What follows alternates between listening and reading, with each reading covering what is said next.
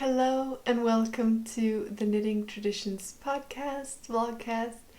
My name is Inga and I live on the west coast of Norway, and this is my little corner where I talk about knitting.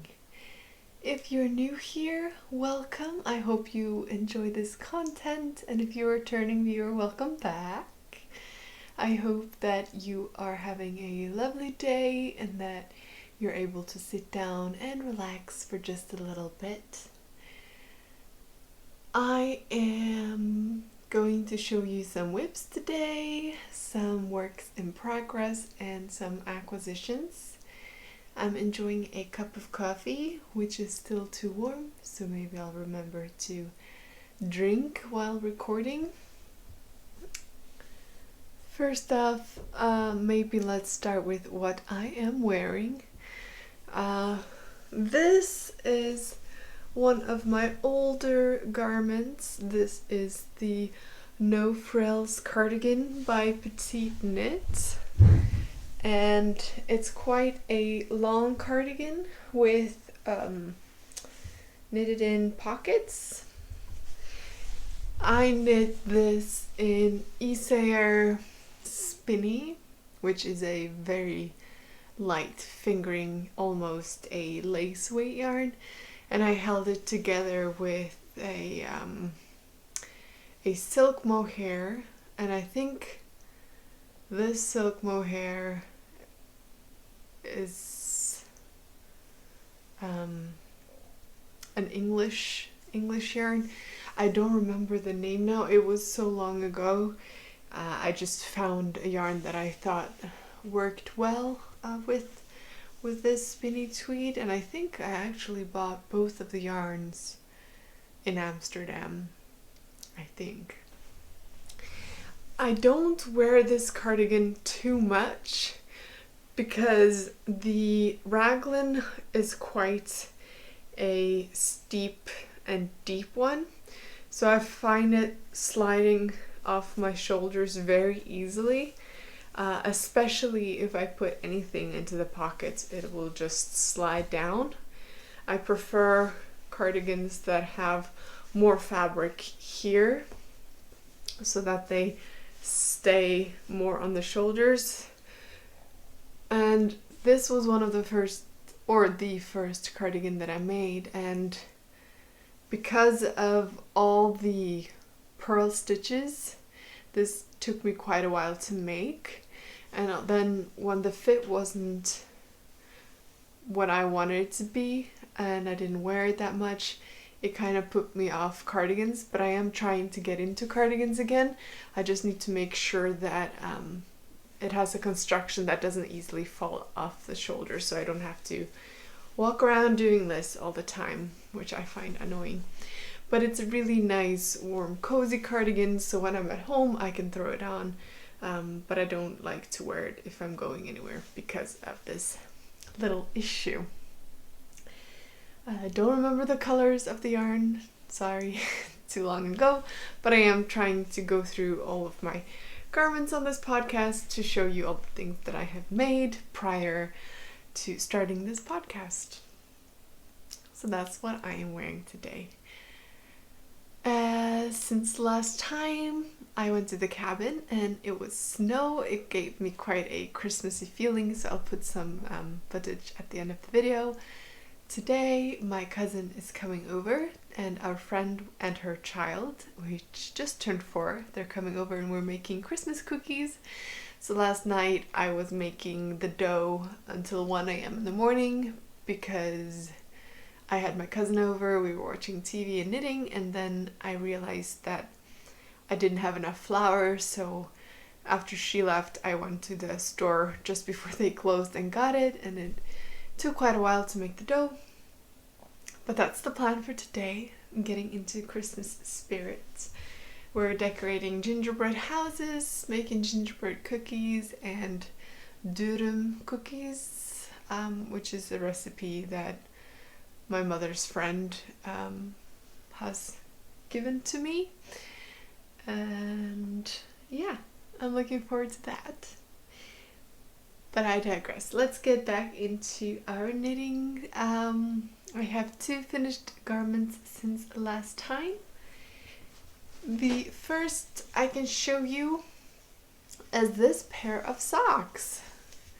So I was generously gifted this yarn from Emma from the Woolly Mammoth. She's an Irish-based plant dyer who uses local non-superwash yarn, and this is her new sock base, Hearth, which is 0 nylon content, and she sent me 2 balls, so I cast on this. So I used the same way that I make most of my socks. So this is based on my pattern, the rustic cabled socks. I just omitted the cables and instead I did a little bit of striped colorwork play here, as you can see. And I think it made a very nice little interest to a vanilla sock. My grandmother's type of heel construction and a rounded toe.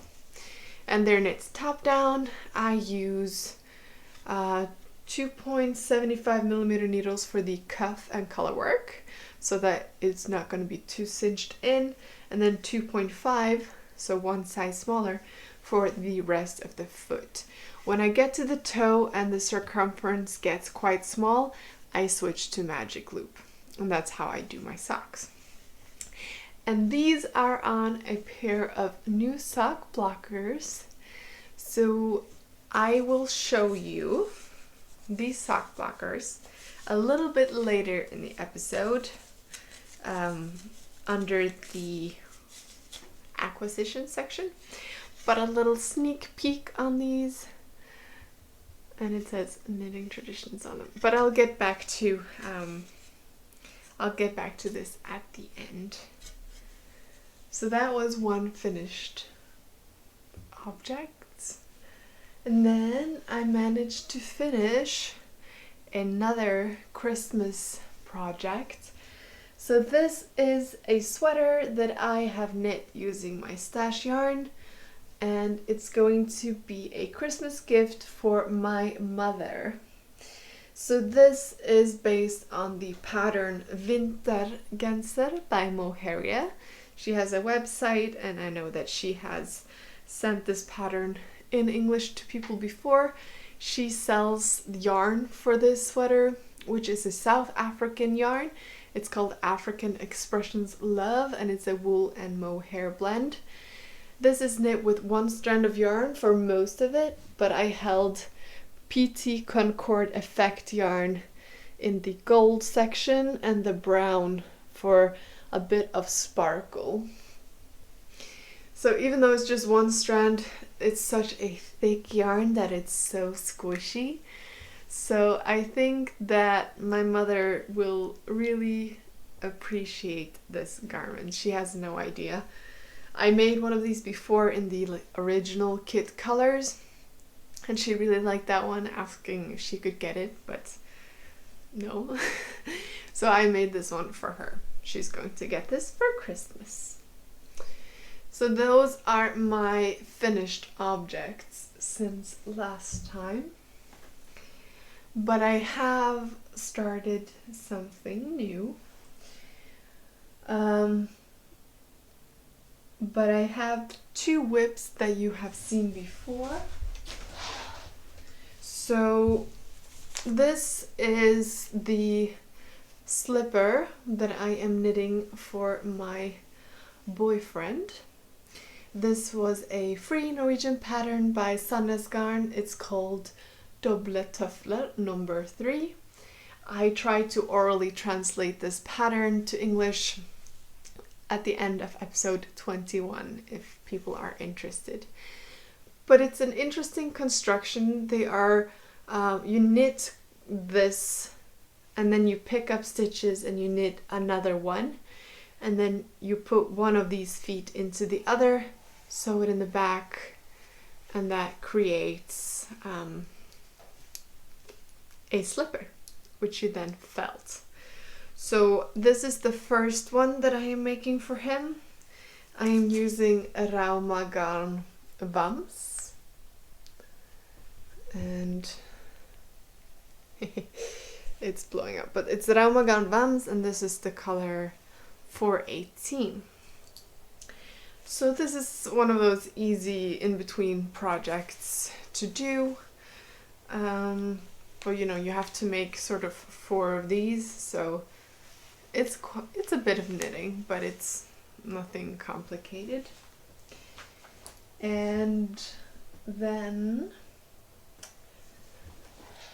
the other whip that has been getting most of my attention is a sweater that I am knitting using the Bellish app. So this next segment now is sponsored by Bellish. They have paid me, or they will pay me, to knit this sweater and talk about it, but my opinions are my own. So if you haven't heard about it, Bellish is a free app that lets you make patterns. You pick what kind of neckline and sweater or hat or sock, whatever you want to make, and you can pick specifications like if you want long sleeves or short sleeves, if you want some color work or pattern instructions from what they have to offer, and then it makes a pattern for you. And they also, that's only on iOS for now, but they're working on the Androids. And they also have their online web store, which has more than 1,000 free patterns. And I will link it in the description box below if you're interested. So I have been knitting on this sweater for my brother. So this is a very simple college style drop shoulder black sweater. I had this yarn in my stash, so I knit a swatch with the 4mm needles, and then I let him play with the app and pick what kind of style of sweater he wanted. So if you're interested, he picked the drop shoulder sweater for adult with a crew neck, long regular body and long sleeves, and then no stitch, no structured stitch patterns or color work, just a simple one, which I'm really grateful for, because knitting for a tall person is a lot of knitting, and with a dark colored yarn like this, I'm happy it's just stockinette. I was actually able to knit on this in the car when we were driving to and from the cabin. It was pitch black out and I couldn't see anything, but because it was only stockinette and this yarn doesn't split too much, I was able to knit in the dark. So really happy that it was stockinette. So this is knit bottom up, and then you split for the front and back, and then you do a crew neck by picking up stitches. The Bellish app generates the instructions for how to do things, but they don't spoon feed you in the way that a lot of indie patterns will. So it's very great if you have knitted sweaters before and you sort of know how to understand your knitting and know how to do certain things. An example of it is for the neckband. It doesn't tell you how many stitches to pick up. It just tells you to pick up stitches in a number that's divisible by 4, so that you can knit to purl 2. And then, if it's too loose, rip back and pick up less stitches, and if it's too tight, rip back and pick up more stitches. I really don't mind that. A lot of Norwegian patterns, which I have grown up with, they are like that. It's minimal instructions.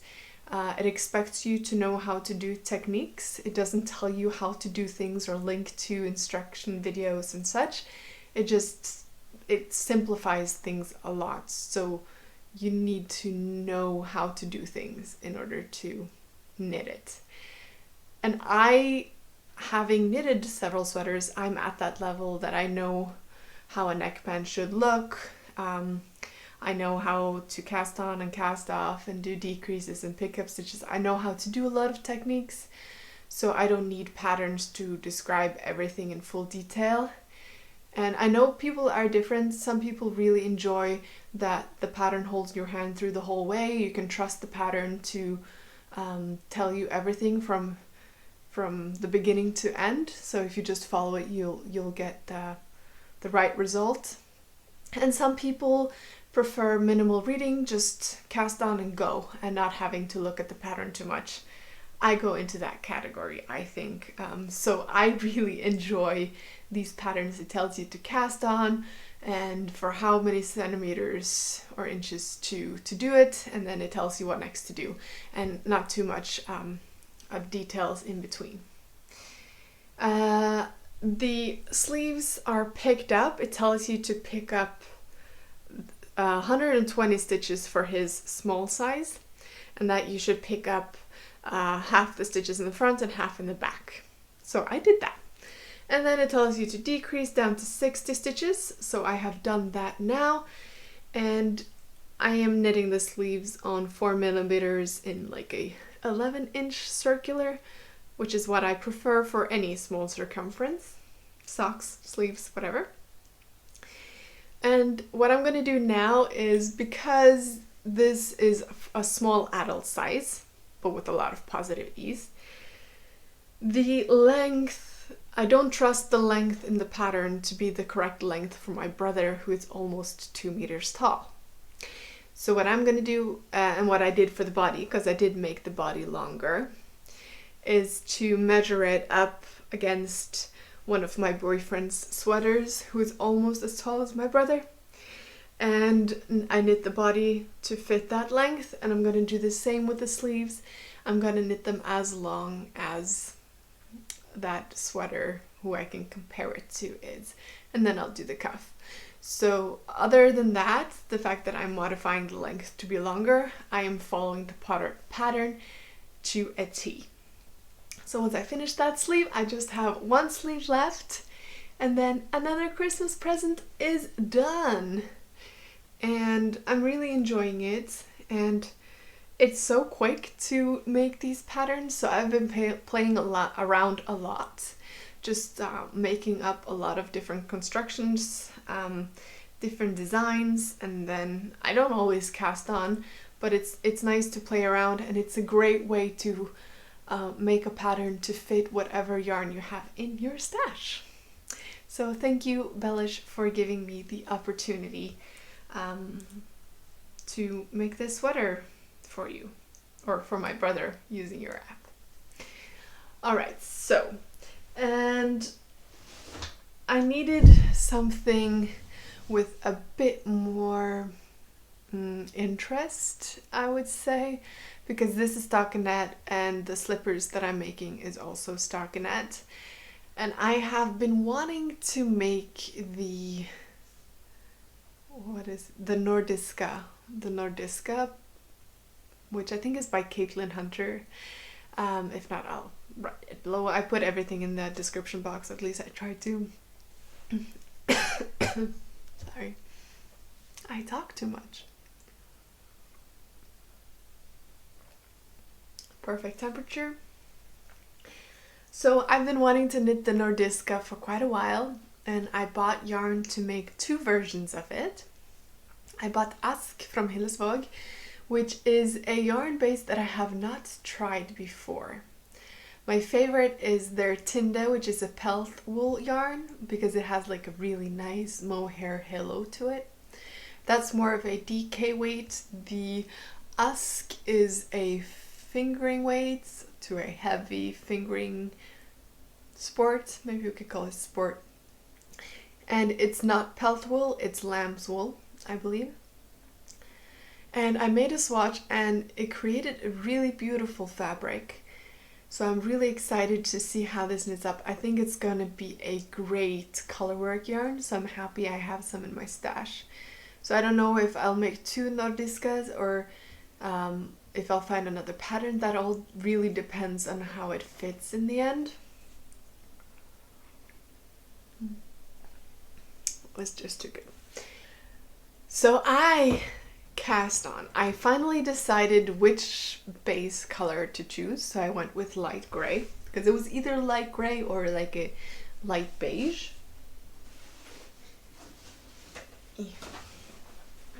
And I'm keeping this project in the lovely bag from the Urban Stitcher, which I was gifted last year. So I decided to use this light grey beige in the Ask from Hillesvåg, ASK. And it uses 2 contrast colors, and I think I have decided on these 2. It's a mustardy gold and a charcoal black grey, very dark grey, black almost. And the reason I chose this is because I really like the look of the Nordisca sample, which is in the pattern, and these colors are similar. And also, I don't have a colorwork sweater in these colors in my stash. I do have one that has a similar color to this, but I don't really have anything in gray and dark gray, so I think this is what I'm going for. But I can change my mind because it is knit top down. So, let's see. This is probably a mess. This was quite fiddly to start with. And like I just talked about, I prefer the kind of pattern that just tells you to do something in a simple way, and then you kind of use your own brain to figure it out and you just go. But I really needed to read this pattern step by step in the beginning because it was knit back and forth, and it wasn't a regular raglan, it was a raglan with braids, and the braids turns in different direction for the different raglans. So there's 4 raglan increases, but they have a braid in the middle. And then it's knit back and forth with increases, and then some extra increases in the front to create a V-neck. So in the beginning, having to figure out how to do all those things, and also the first rows are different because they're sort of set up rows. I really needed to study the pattern and do it step by step. I couldn't just cast on and go. So it's a necessity for the pattern to be that detailed because this is not intuitive at first. But once I had knitted probably 6 or 8 rows, and the setup rows were done, I knew what to do and I could just put the pattern inside and go. And that resulted in me knitting too far. I misunderstood the pattern, so I now have a deeper V-neck than what my size indicates. I think I knitted like 6 increased rows too much for the V-neck, but I sort of am happy about that because I've seen some of these having a V-neck that's quite shallow, and I want more of a V-neck like this. I want a little bit of a deeper V-neck if I'm gonna make a V-neck, because I don't have a lot of V-necks, but I do like the look of it. So I have a slightly deeper V-neck, and you're still gonna make a ribbed band around this, so it's not gonna be as deep as this. And in order to kind of get back on track with having the right amount of stitches in the front and back, I just knit the next rows omitting increases in the front so that I get the right amount of stitches. And also I've seen that this pattern has quite a deep raglan.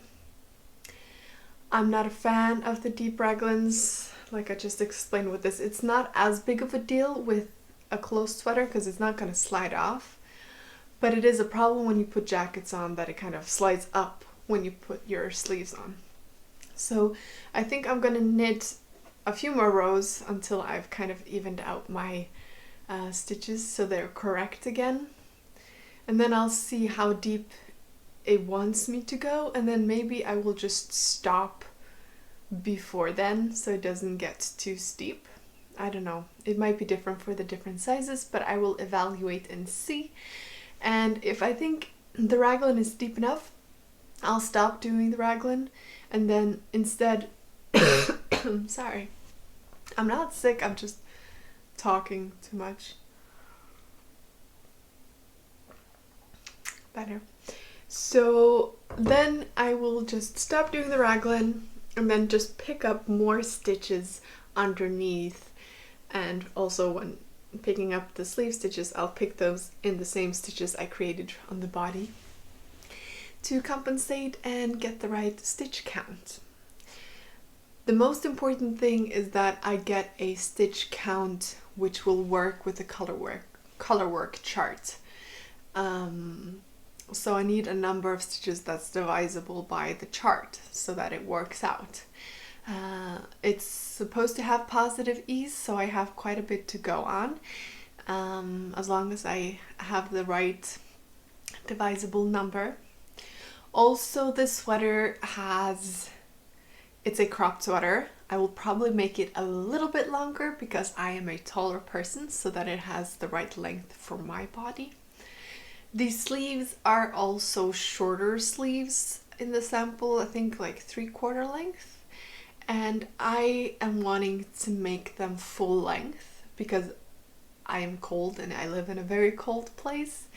So I'm thinking I'm gonna modify the sleeves to be longer and maybe a bit wider. I haven't decided. I need to have a look at the chart and see how many stitches are needed for the chart, if it's easy to modify it to have like a longer sleeve. And I don't want it to cinch in at the end, I just want it to go straight, so maybe I'll add a ribbing at the end. We shall see. Lots of opportunities.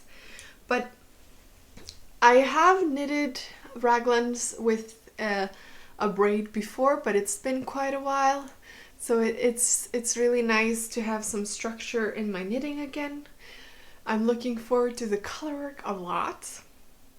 I'm not using a cable needle for this because it's 2 and 2 stitches, so I just hold those stitches in my fingers and knit the other 2 and then put them back on the needles and knit.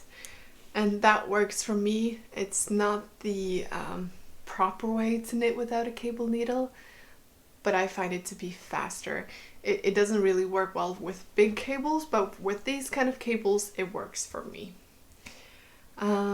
So yeah, that is a new whip, which I'm excited about. I think I want to finish my brother's present first, just so that I have a few gifts off my mind, and then I can enjoy this for myself. And yes, so that was a new whip. I also cast on a hat, or I thought it was gonna be a hat. I don't have the right stitch count now because I was going to do the oslohat by petiteknit, but I thought the circumference looked a bit small, so I did some more stitches. It's knit with 1 strand of Arvetta Classic in the color 147, together with Filcolana Tilia in the 347 color. My hair is a mess. I woke up and I didn't brush my hair because I never do. So that's what I was intending to make, but I am considering, because I really like the fabric, and since I'm already kind of off with the stitch count, I am considering maybe making a headband instead, sort of a double headband. Maybe make a pattern. I don't know. I don't really have the time in my life. I will see. Maybe I will still make a hat. I just need to do some modifications, or make a headband. We shall see. It still fits. Even though it looks a bit small, it will still fit. I'm looking forward to having this hat for when I go into the snow, so I have a bit more of a brighter color. It reminds me of a pine forest, this color. It's a really beautiful green. And even though these colors with the tilia and the arvetta, even though they are quite similar, the silk thread in the tilia has more of a cool silky tone and a colder tone. So it does give a nice effect when knitting together. If you are in daylight, you can study it, and it has a slight marling going on, which is really nice. So that is all that I have been knitting on since the last time. But I have some acquisitions. So the first one I already showed you.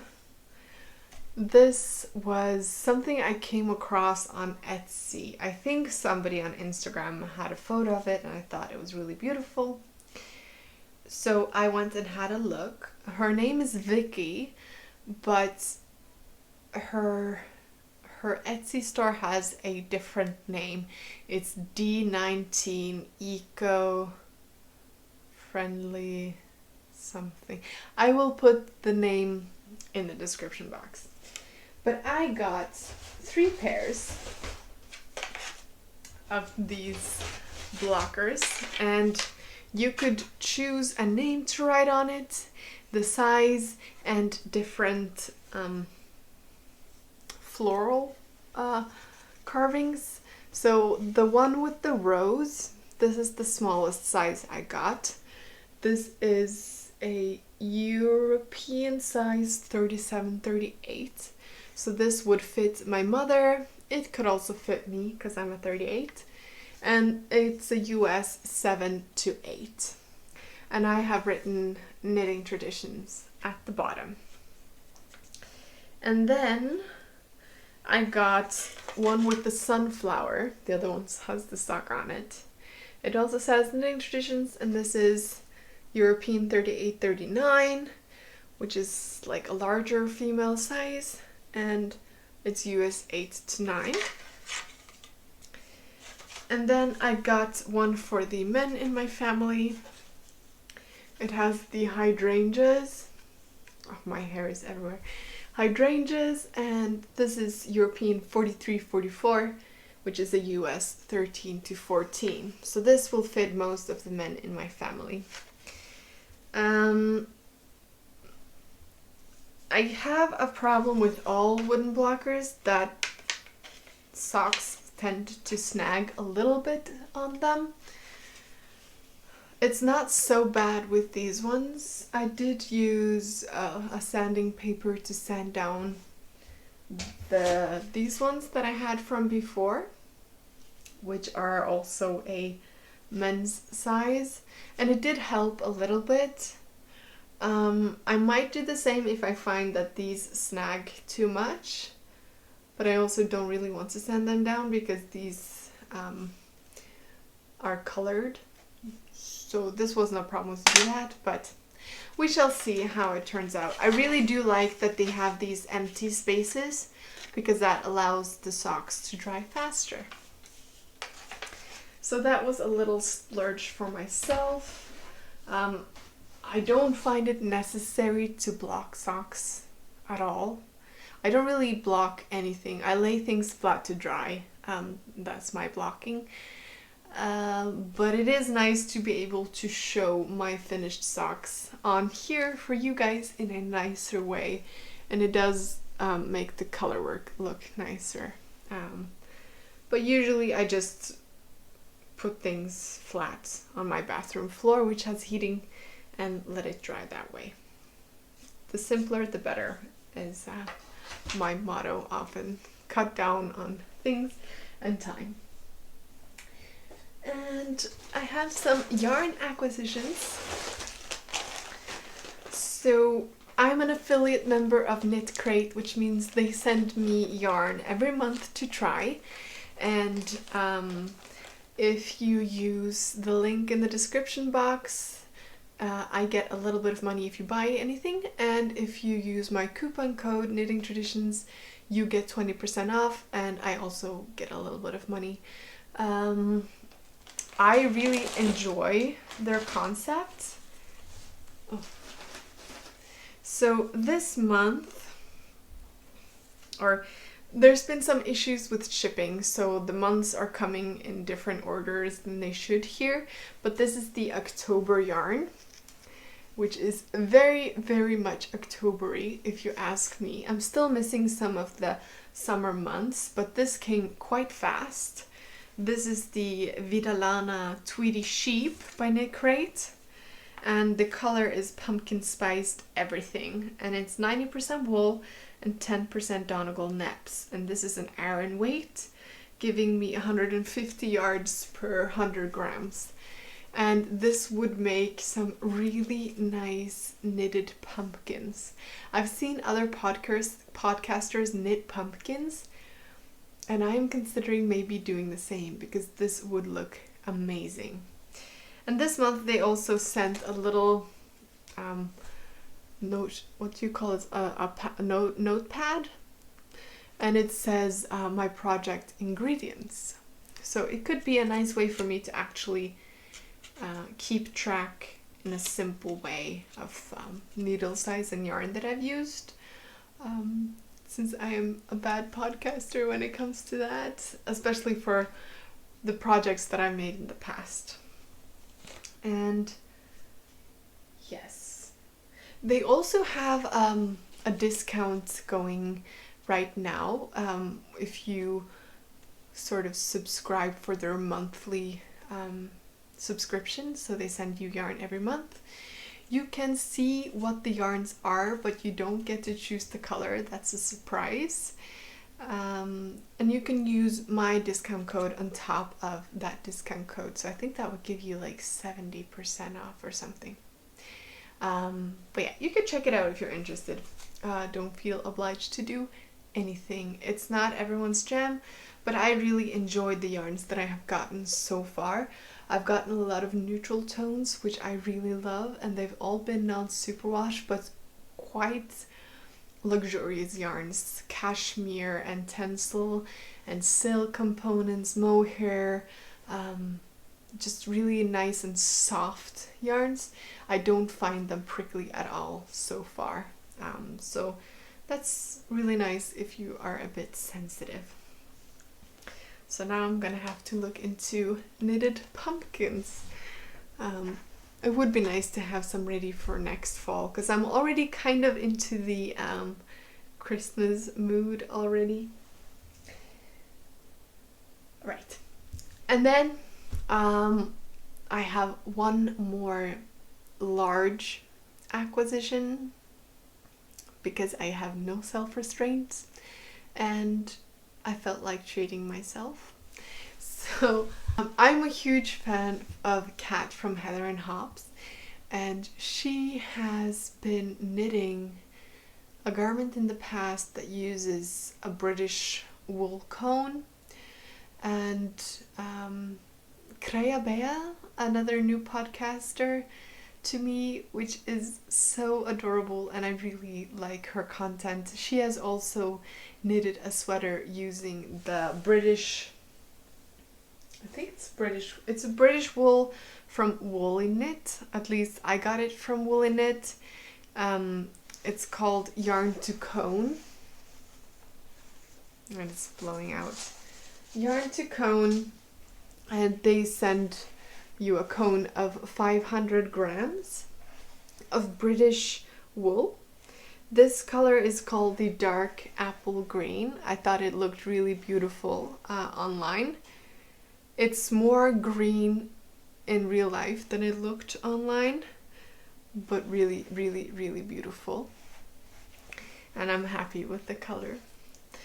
And this was quite affordable yarn until I had to pay for shipping and taxes and the process fees of taxing things when it comes to Norway.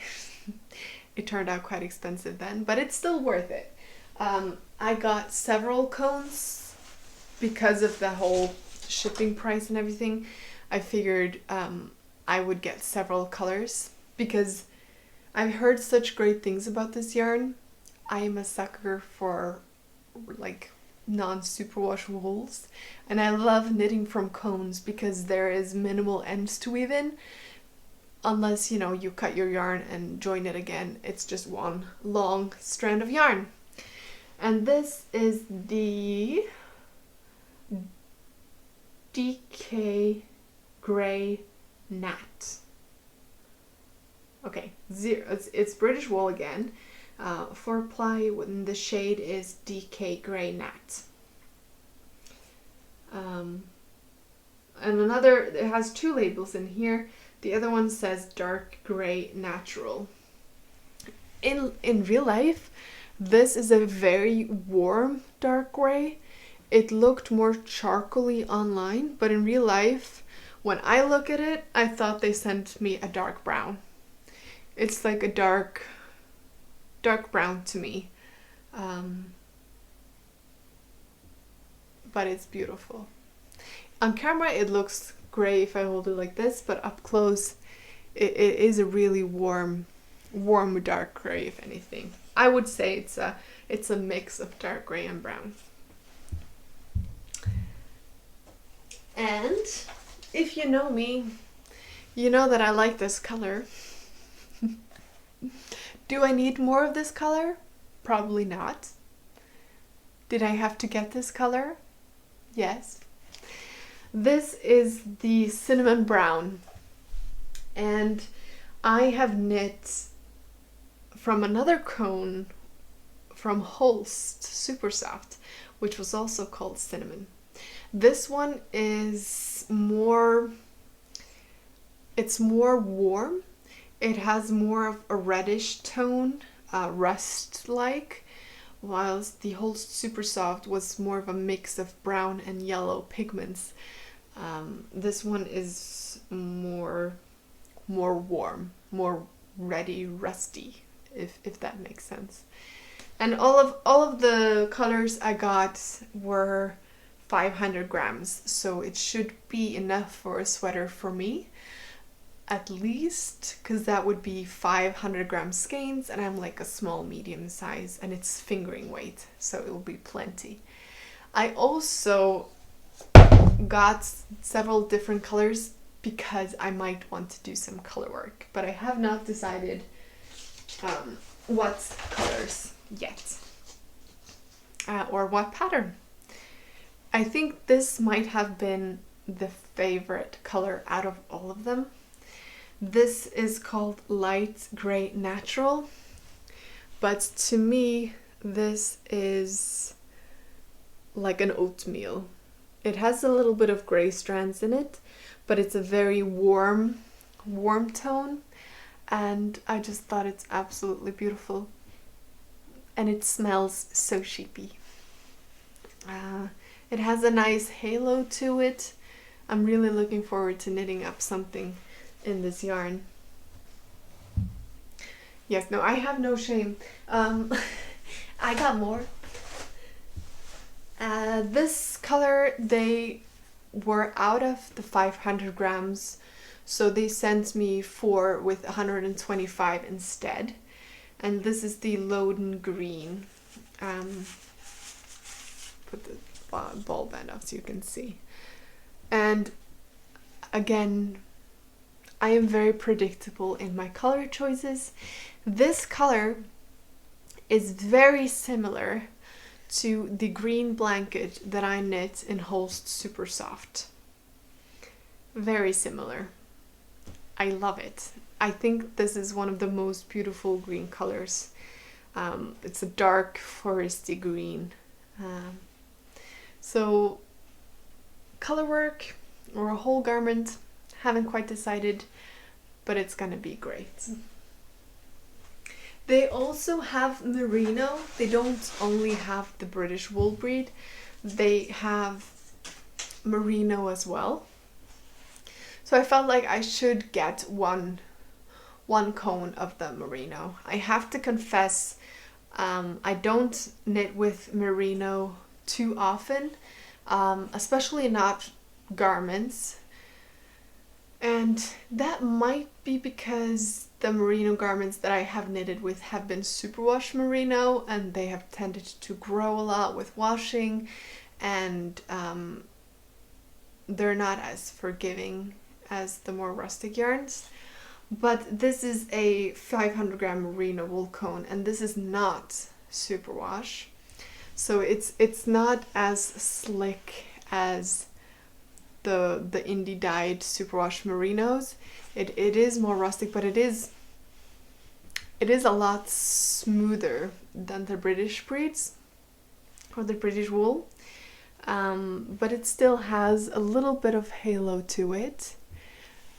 I'm really interested to see how this knits up. This smells a little bit of sheep, but a lot less than the other cones. And this color is the oatmeal, mulhachen. I'll write it here. This does not look like oatmeal to me. This looks like gray. This does not look like gray to me. This looks like oatmeal. All the colors are beautiful, so I don't really mind what they are called. I'm really enjoying knitting with them. Beautiful, beautiful yarns. And I could pretend that that was all I had bought, because that is plenty. I have enough yarn to last me several years, probably, if society shuts down and all the yarn stores have to close. I should be good. I could probably knit garments for my whole family, so nobody would be cold for years to come. But I wanted some more colors. Like I said, I don't know if I will be making a one-colored garments with these cones, or if I want to make colorwork. There are several gorgeous colorwork sweaters out there that I would like to knit, and I'm not good with buying base colors for garments. I do gravitate a lot towards the rust, the brown, the greens, but with colorwork I do think it's really nice to have a lighter color in the base. So I got some more base colors. So I got these two as well. So this is, it's blowing out. This is a white natural. It's called Pure Aran, which I think would look really, really well with maybe this and this for some color work. I also got this one, which is a Morning Frost, and this one is I have too much yarn in my hands.